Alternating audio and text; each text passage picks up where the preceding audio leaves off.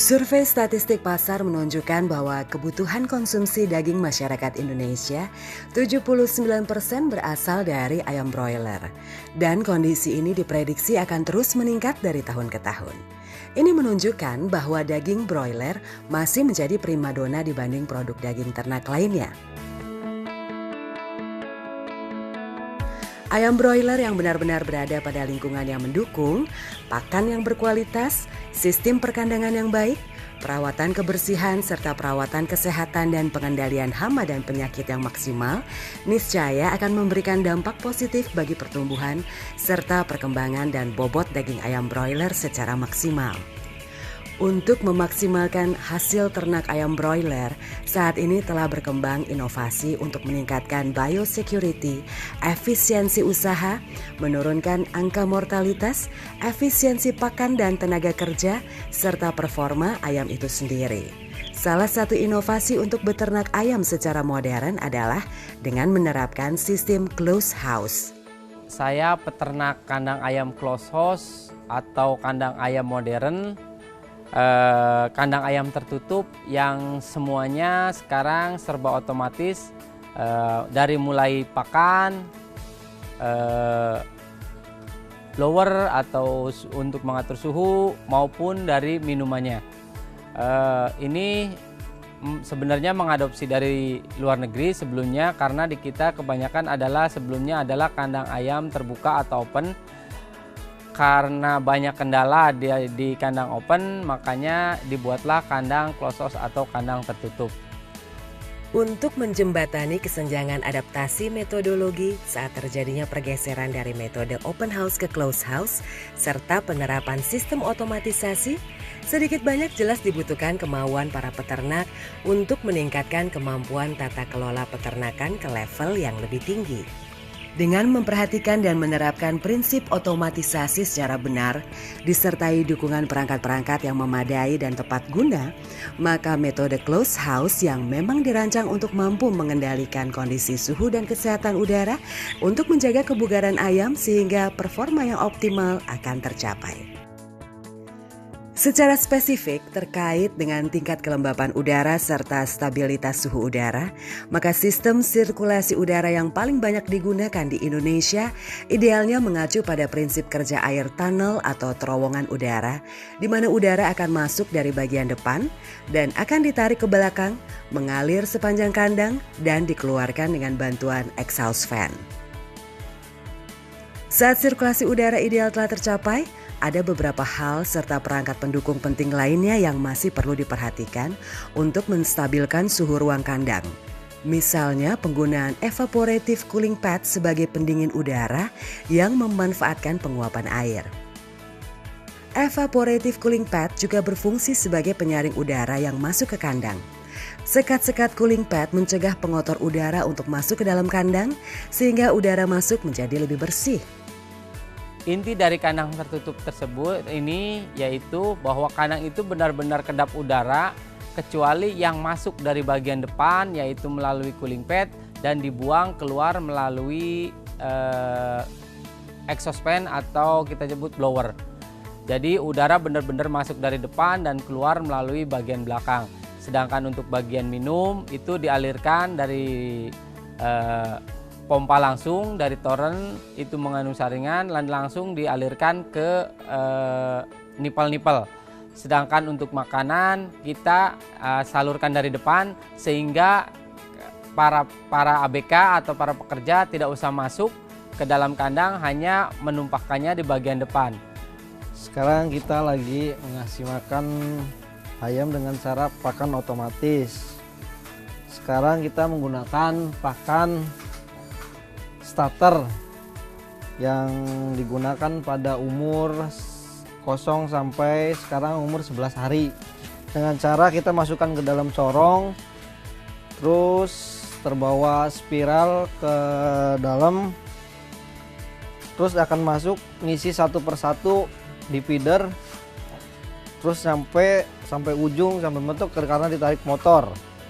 Untuk pemberian air minum kita menggunakan pompa yang dialirkan melalui pipa. Sebelum air masuk ke dalam kita menggunakan saringan biar air tambah jernih, terus menggunakan dosatron untuk pencampuran obat. Meski metode close house menerapkan sistem otomatisasi, namun tindakan yang bersifat antisipatif seperti pembersihan kandang, pemanfaatan sekam sebagai covering lantai, pelebaran sekat dan penggunaan tirai kandang sebagai pelindung dari gangguan luar seperti percikan air hujan masih perlu diterapkan.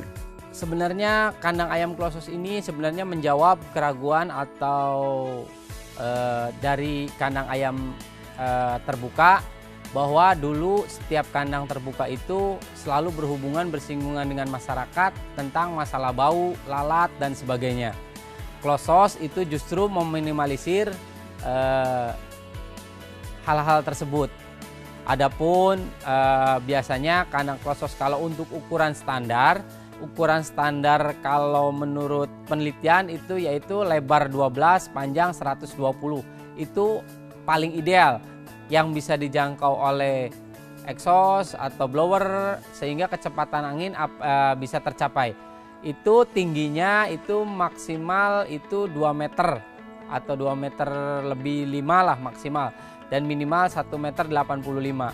Itu untuk supaya kecepatan angin di dalam kandang bisa terpenuhi sehingga suhu yang dibutuhkan bisa tercapai dengan maksimal. Peningkatan teknologi secara menyeluruh berdampak besar bagi peningkatan produksi secara signifikan. Dalam metode close house, seluruh kegiatan peternakan dari hulu hingga hilir, dari mulai sistem kendali sirkulasi udara hingga suplai makanan minuman, dapat terintegrasi secara lengkap dan komprehensif.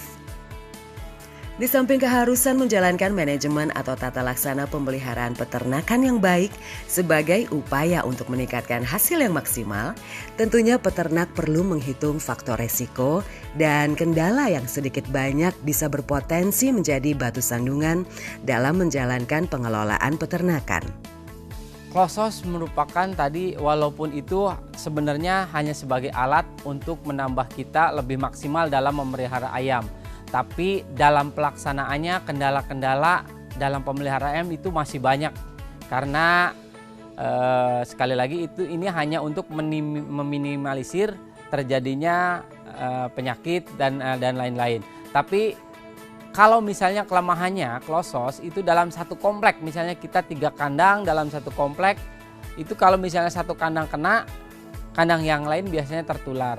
Karena dengan mudahnya, karena di dalam tertutup, karena ada sebagian udara yang masuk dari depan ke belakang, itu kalau mulai depan ayam sakit, ke belakang pun ikut sakit. Itu kelemahan close house.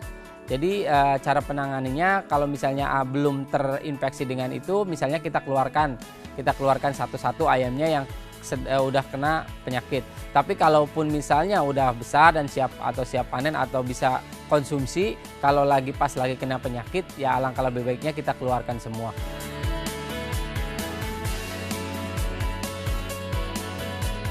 Kini, metode close house masih terus diuji sebagai metode terapan yang bisa diaplikasikan pada jenis ternak ayam di luar ayam broiler, misalkan untuk jenis ayam kampung. Jadi pada prinsipnya teknologi modern itu bisa diterapkan untuk semua ayam, baik ayam ras maupun untuk ayam kampung atau ayam KUB.